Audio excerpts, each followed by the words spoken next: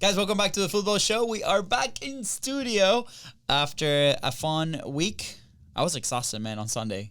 But we came back from Atlanta, from watching Argentina, and we recorded a couple things. If you haven't tuned into the latest episodes, go back.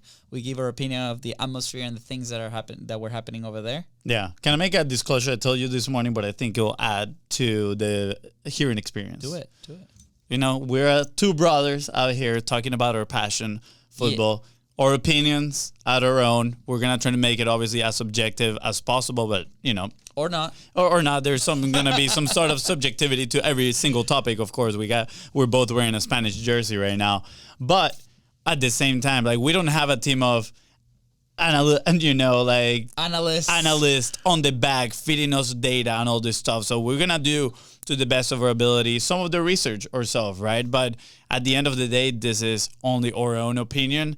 And we want to start the conversation with you, right? If you have different opinions, make sure you reach out, send us a message, right? If you agree with what we're saying or disagree, let us know. We want this to be a conversation, not just of us riffing about it, right? Again, we're going to try to look for some cool data and, you know, to back up some of our claims, some of our points of views. Yeah. But we want this to be a big conversation about the most beautiful game in the world, football. Football, baby. I know. I mean, we go back to, you know, the way that we grew up, our friends, the conversations that we had with our friends, and we would spend hours just talking about this sport, you know, and we didn't need data or things to claim, you know, our point of view, right? At the end of the day, it was a lot of fun. Of course, there's data and things, but at the end of the day, it's a conversation with you, which, you know, we've seen some of the big channels and big shows kind of, you know, talk about these things, and there's no space for conversation. And I think there's, created polarization where it's like, and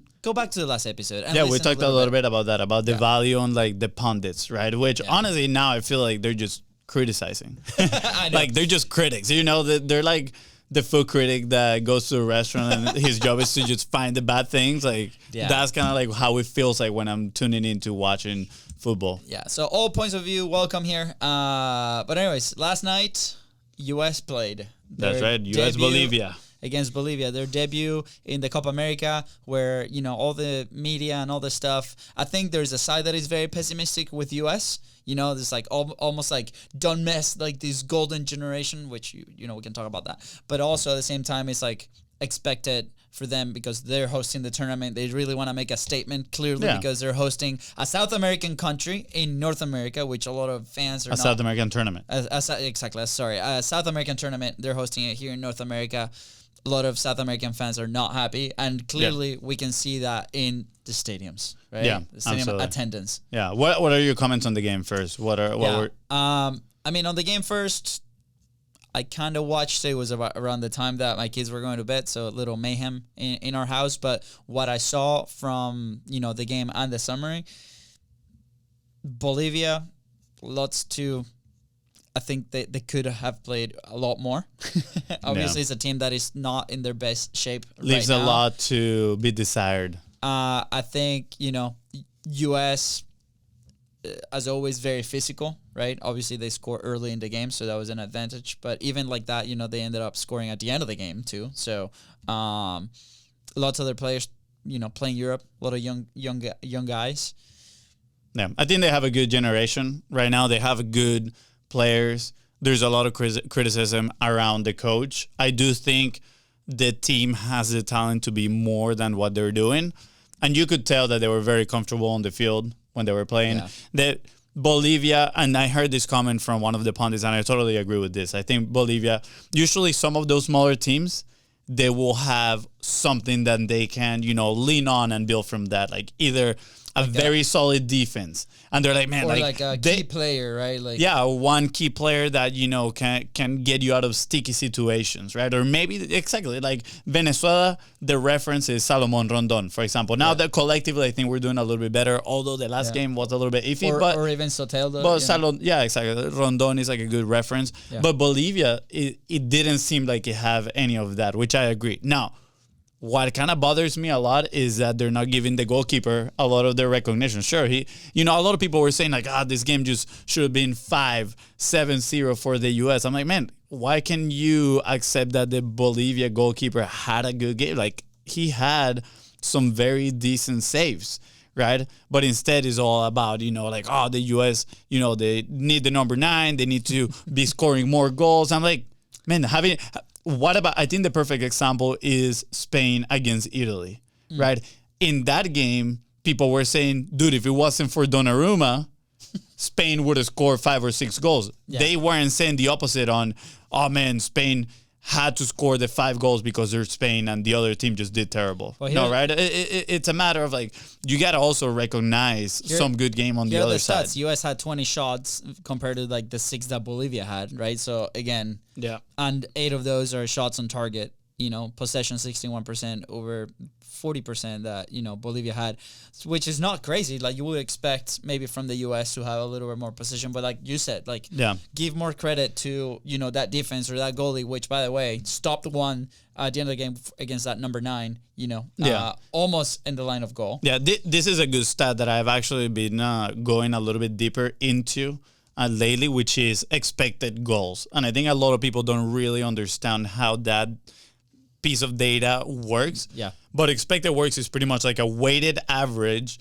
based on the position, on the opportunities that your team had, right? So based on all the shots that the U.S. had, they pulled that data along with, like hundreds of other very similar opportunities, in X amount of games. Yeah. And then they say, according to all this data, the U.S. should have scored X amount of times, which in their game was 2.5, meaning they actually scored the goals, expected based on the data that they had, based on all those shots, right? Including, right, like out of the block shots and all these things. So like they actually perform based on this. But again, pundits and just commentators or critics at this point, right? They're just saying like, no, they took 20 shots, they should be scoring 15. Right? Like, no, that just doesn't make sense. Like, what are the quality of those shots too, right? Like, sure, if it's a one-on-one against the keeper,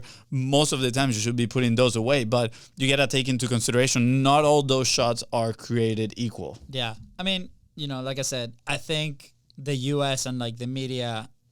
First of all, I think they're putting a lot of pressure in the U.S. to perform in this tournament. That can really affect the players. I think that's they want their team to make a statement against South American teams. There's this unspoken thing where like South America is definitely better than North America, right?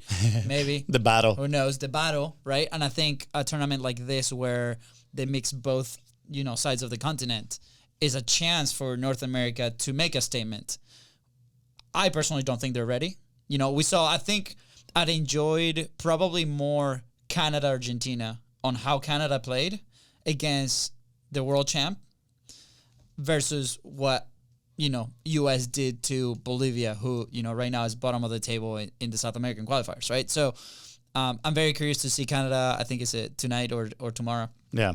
I also agree a good test for the U.S. is going to be when they play Uruguay. Yeah. Especially how they played yesterday, like so much intensity. The rate of passing, incredible, right? Obviously, of a team, a Bielsa team is what you can expect, coming from that coach, and especially the quality of players that they have. Uruguay is always known to have an incredible quality of players. I mean, talk about Valverde being the captain, being leadership there, Ronald Araujo in the back. Yeah. Darwin Nunez. Nunez up top, right? They have an incredible roster of talent. And again, obviously, if you see, I think historically, Bielsa teams, they concede a lot of goals, but they also score a lot of goals because of the type of intensity they play. And that is obviously one of the challenges, maintain that intensity throughout the whole game. And obviously, in a tournament where you play so many games, like in a shorter span of time, that might bring fatigue later on the tournament. I mean, just yesterday they were also playing in Miami, which was 90 humid,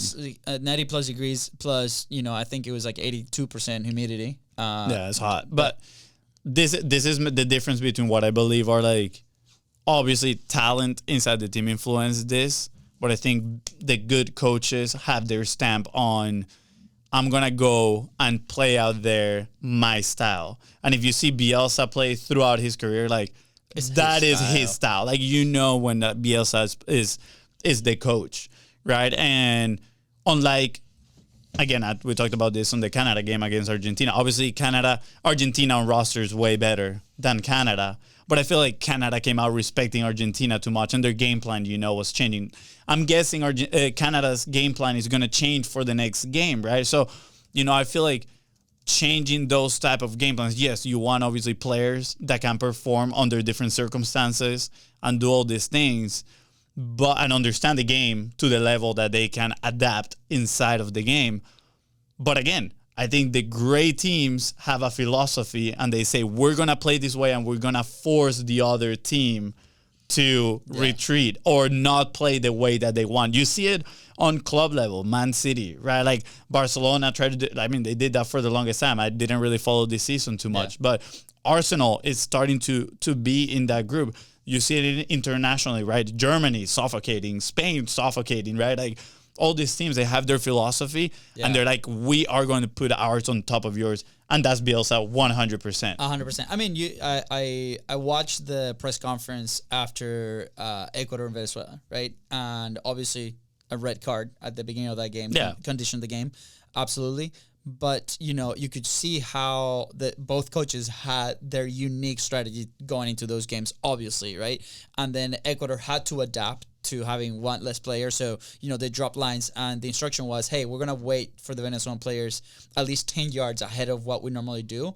And then the Bocha Batista, the Venezuelan coach, was talking about, okay, now we don't see one less player as an advantage. They saw it as a disadvantage because now they have the pressure to actually go score. Mm-hmm. So what happened is they needed to keep the ball on the sides wide, which is what they did. And then they added that, Cadiz, that second forward, and that second reference so they could do it. And, luckily it worked out for Venezuela. Yeah, great subs. Great subs, absolutely. I mean, first ever comeback in Venezuela's Copa America history. That's beautiful. And it was also the first time in the Copa America history that there's a win after the team started to lose. Yeah, absolutely. Did I say that right? I don't know. I got a 1 minute clip from ESPN FC. My blood boiled a little bit, and I gotta share it, because of course in here, part of the football show is to put the pundit back in their place. I mean, I enjoy some of the commentary and whatnot, but this comment specifically, kind of I don't know. I feel like it was a little bit disrespectful to Marcelo Bielsa, which is I mean, an incredible coach. Okay. So I'm gonna play it. It's 1 minute long, and then I want your commentary, and I'll give you mine. Marcelo Bielsa, for as good of a coach as he has this MO about his game that while it is attractive and while it can produce lots of goals, lots of wins, it rarely wins you titles. That's a reality throughout his career. He's 68 years old.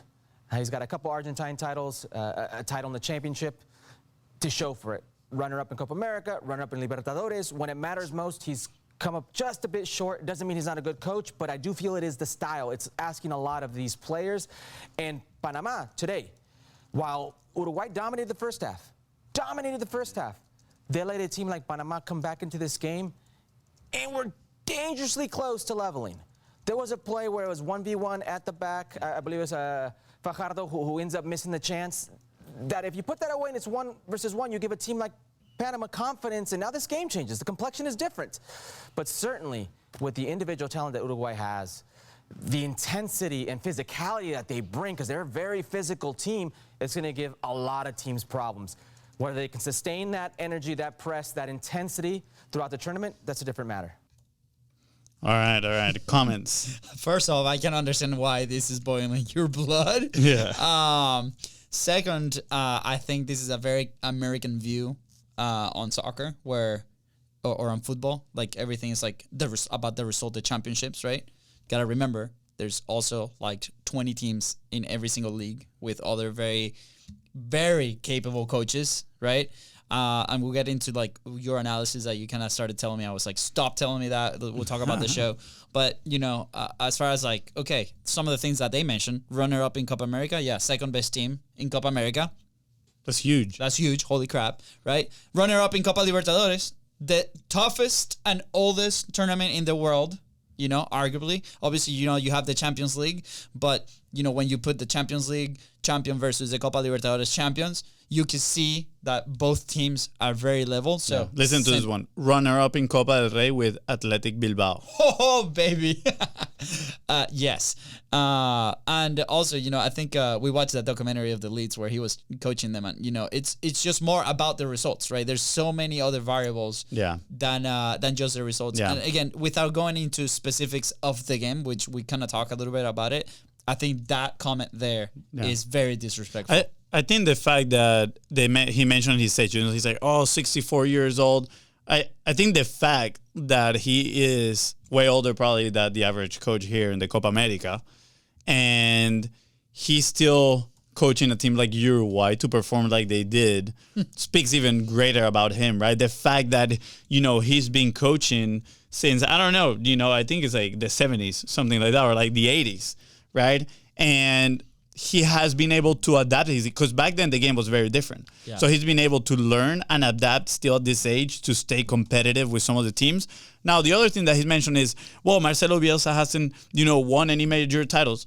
If you know Marcelo Bielsa, like he's known for taking underdog teams but for the most part, right? Yeah. His career lately has been obviously Uruguay right now, Leeds, which he managed promotion with Leeds, and then didn't go the way he wanted in Premier League. By the way, that promotion is probably harder to achieve than any of the international competitions. It's super difficult to achieve, absolutely. Yes. So Leeds, Lille, Lazio, Marseille, which Marseille, you can say it was one of a team that could potentially win the league, but again, you got League One, you got PSG, and before PSG, Olympique Lyon had literally their stamp on that league. Then Athletic Bilbao, Espanyol. Like if you see the teams that he's coaching, they're not Barcelona's or Real Madrid's that for the most part win the league most of the time, right? His teams that I think like he is excited to take on a challenge, and I think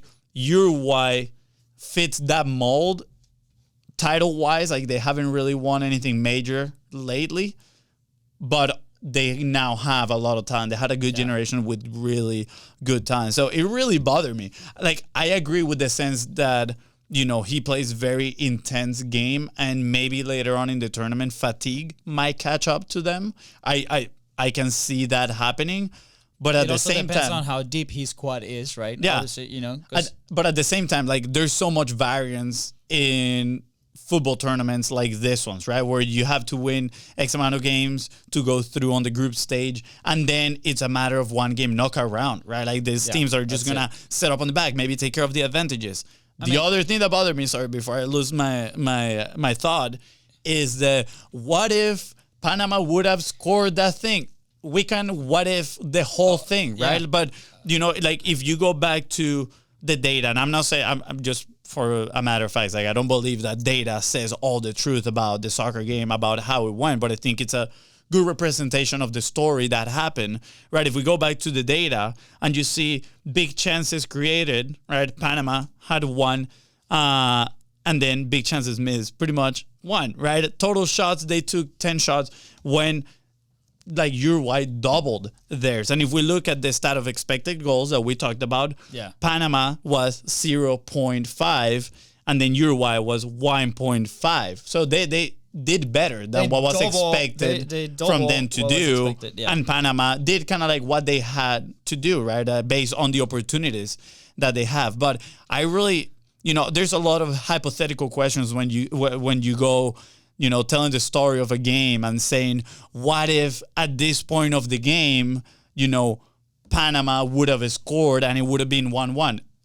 I'm almost certain Bielsa would have stick to his same game plan on, let's suffocate high pressure, right? And create multiple opportunities. I think Bielsa, that's what he would have done. Like you mentioned, in a short tournament like this, when is it time to play like that?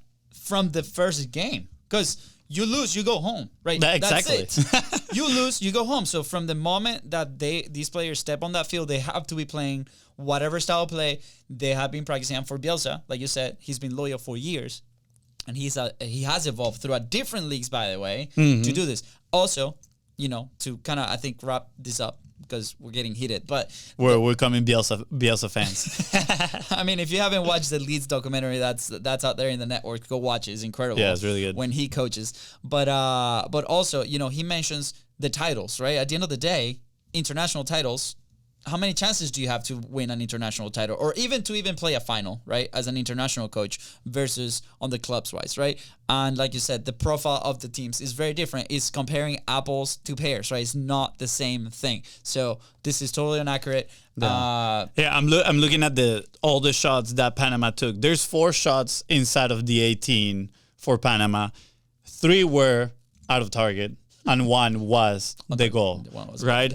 All the other shots that they took from those 10 total were outside of the box. As if you see Uruguay's map on their shots, like it's pretty equally distributed between shots inside of the box and outside the box, right? And sure, like they did a lot of crosses. They take a lot of crosses, but that was part of the game plan, right? They have a good reference player on top, right? Like Darwin Nunez, which might not be in his best moment, but he is creating a lot of opportunities.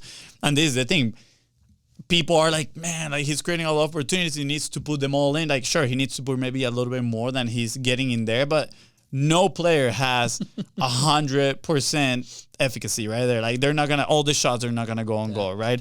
But he is creating opportunities, and people were asking for Luis Suarez to come in. I'm like, bro, Luis Suarez doesn't have the intensity at this age to play like Bielsa wants, right? Like it's totally different. He was also a last-minute choice for Uruguay to put him in the team, and you could even see the post where they were exchanging because Nunez was supposed to be number 9, right? And obviously, out of respect and the legend that Luis Suarez is, gave the jersey back. But he was a last-minute choice for this squad, so obviously he is gonna be having a sub role in this team at the end of the day. And if he comes in and he performs great, which he will do when he sees time, but the style of play that Bielsa is demanding is something like, I mean, he subbed out Valverde towards the end of the game, right?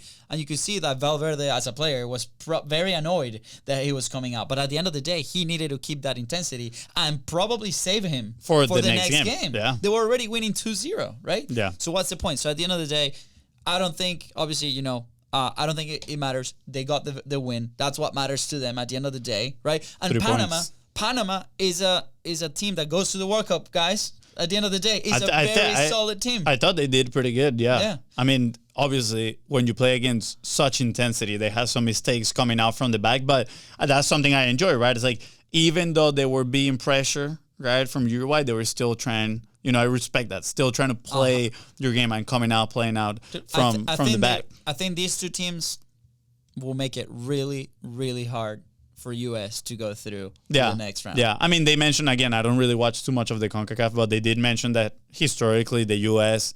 obviously has beaten Panama way more. But from what I see, I think Panama is going to give them a challenge, right? Yeah. I mean, different stakes. And that also takes, U.S. is in home soil, and this is a perfect segue for the next topic. Yeah. Home soil, and they played at a 80,000 stadium capacity, but they had 47,000 people in attendance, right? And I think that right there summarizes why a lot of fans in South America are very upset with this, right? Sure, I'm pretty sure that this, I don't have something to back it up. This is just my intuition. This is my own comment, but of course, I feel like they moved this here to the U.S. to, monetary reasons. I mean, the tickets are pretty pricey, right? For some of these games, not everybody can afford them. Yeah. But the other thing is, like, they are putting the game in these huge stadiums, right? Which some of those are American football first rather than, real football stadiums.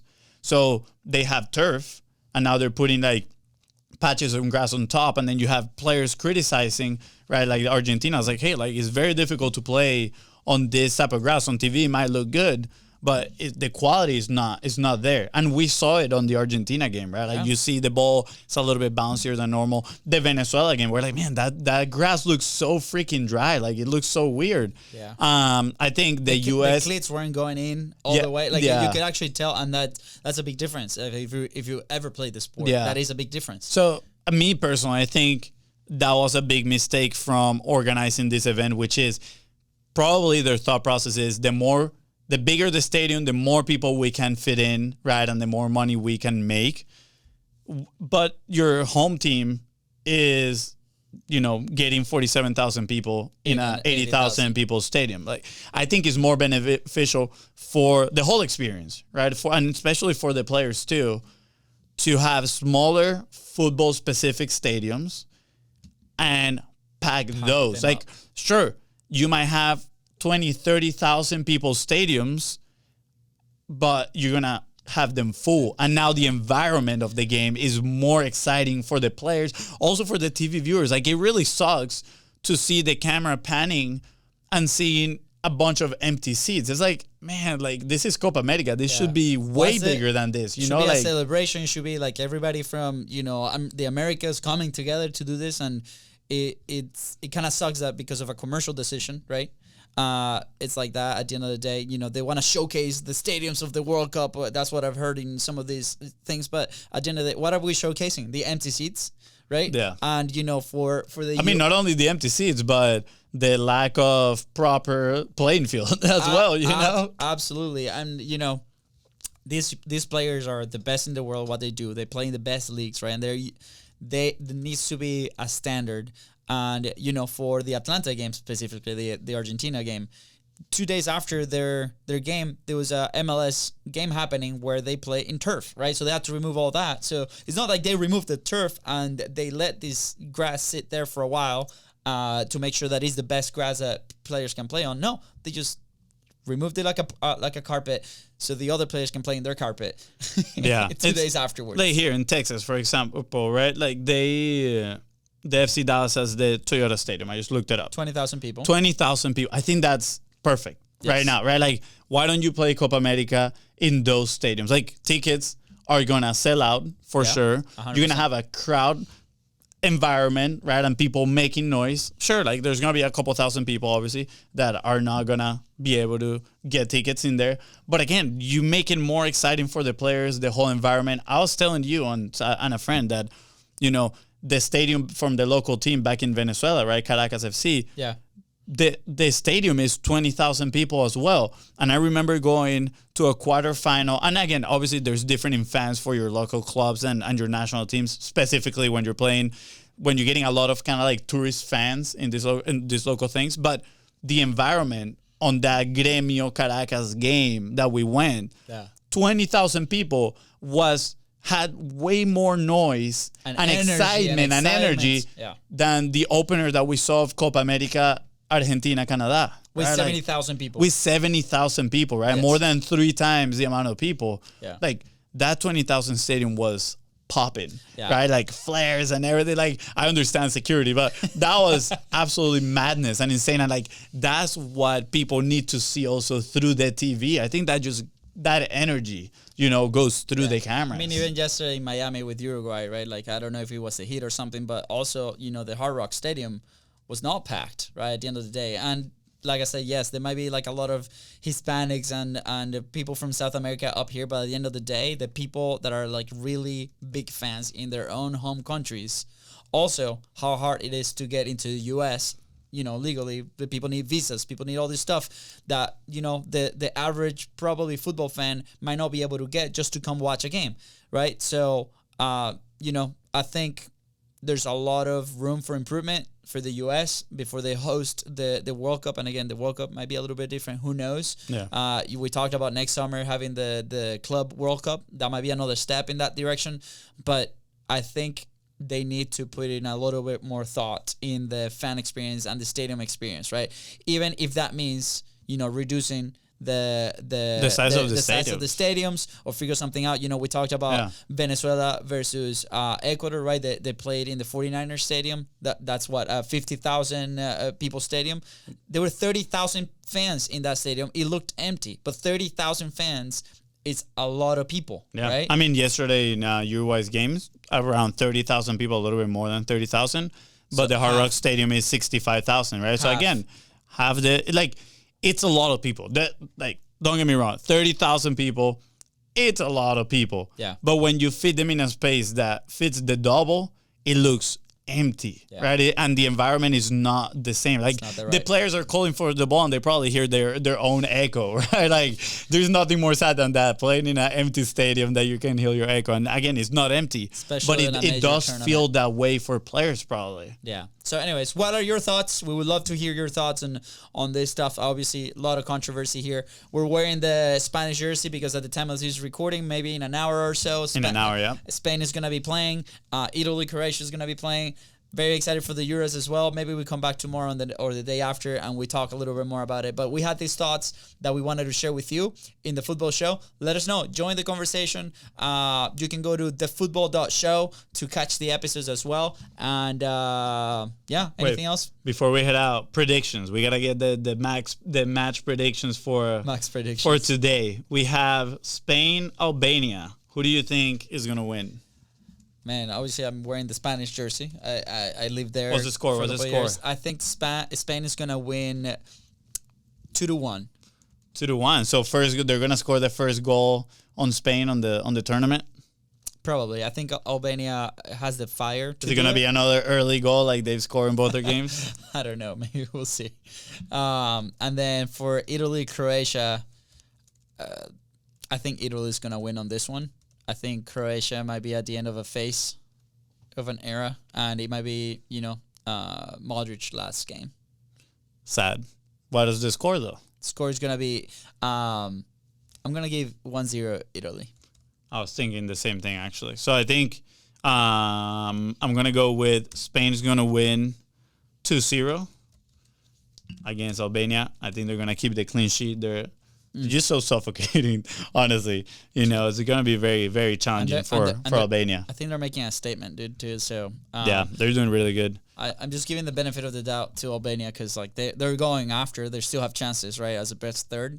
Yeah. And who knows? They have that underdog fire. Yeah, I do think the best third inclusion is exciting because it gives teams opportunities to keep fighting rather than losing 2 games and then be like, our tournament is over. It's like we can still qualify. Watch Hungary Scotland last night. I don't know if you saw the game or the summary. Do you know what happened? Yeah, I was working at that time, so I saw the summary. Yeah, they scored in the very last minute. The very last, almost like second of the game, right? And this counter, and that kept them alive. They still can qualify as best third, right? Yeah. A lot of things have to happen, but that kept them alive. And the last 10 minutes of that game, the added time, both teams had more chances than the entire game together. It was incredible. Yeah, that's what I heard. I heard Scotland left a lot to be desired on their game, right? Like their first shot didn't come until after the 90th minute, something like that. Yeah. That's where it obviously is easier to share these thoughts sitting here and not having the pressure that those players have. Absolutely. Right after, 2 very tough games and your legs are exhausted and everything. But I'm like, man, what? You need to go get that game. You need to go and push, and it's tough, obviously, to understand. But again, at the same time, I understand that it's very easy to say from the comfort of these chairs while they have, the expectations and hopes of a nation that has never moved on beyond the group stage in a major tournament. It's challenging. It kind of pains me to make those comments, but at the same time, I'm like, I don't understand how you get your first shot after the 90th minute. I think you have to watch the game, or at least the summary. So I have to watch it so I can properly analyze it. Yeah. Cool. So we got the Euros. Oh, I said Italy is going to win 1-0 too. I think so. And then Copa America, we got Colombia, Paraguay. Colombia maybe approaching this game as a friendly, so they keep their streak. I think, Colombia, it has 2 calendar years without losing a game, right? Is that what it is? Paraguay, I mean, I think I don't like this.